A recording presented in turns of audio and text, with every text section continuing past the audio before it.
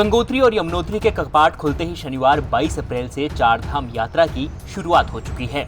लेकिन इस बार चारधाम यात्रा की शुरुआत के बाद ही यमुनोत्री से दो बुरी खबरें आई हैं, जिससे यात्रियों को अलर्ट कर दिया गया है।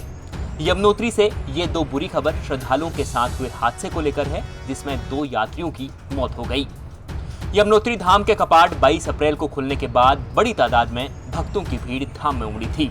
लेकिन रात को जैसे ही धाम का तापमान गिरता गया तो देर रात ही गुजरात से आए एक श्रद्धालु की हार्ट अटैक से मौत हो गई।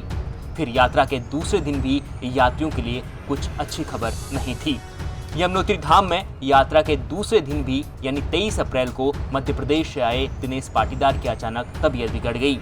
तबीयत बिगड़ने के बाद उन्हें 108 की मदद से बड़कोट के अस्पताल में पहुंचाया गया, जहां इलाज के दौरान उनकी भी मौत हो गई।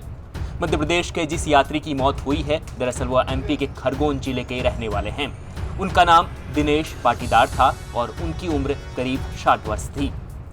दिनेश पाटीदार की जब तबीयत बिगड़ी तब वो यमुनोत्री मंदिर के दर्शन करने के बाद वापस लौट रहे थे, लेकिन भैरव मंदिर के पास ही उन्हें हार्ट अटैक आ गया।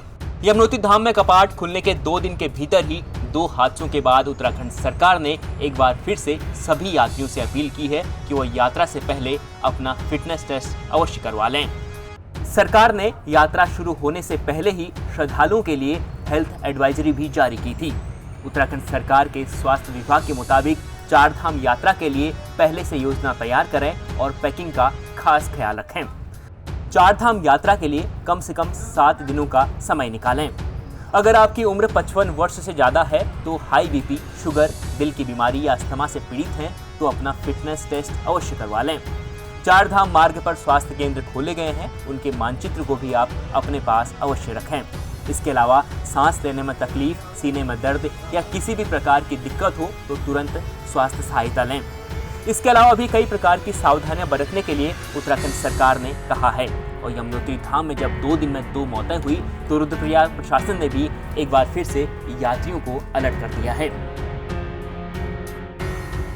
चारधाम यदि किसी प्रकार की स्वास्थ्य संबंधी परेशानी होती है तो पूरे चारधाम यात्रा रूट पर और ख़ासतौर पर उत्तरकाशी में गंगोत्री यमुनोत्री रूट पर प्राथमिक स्वास्थ्य केंद्र, सामुदायिक स्वास्थ्य केंद्र, जिला अस्पताल जैसे हेल्थ सेंटर्स उपलब्ध हैं।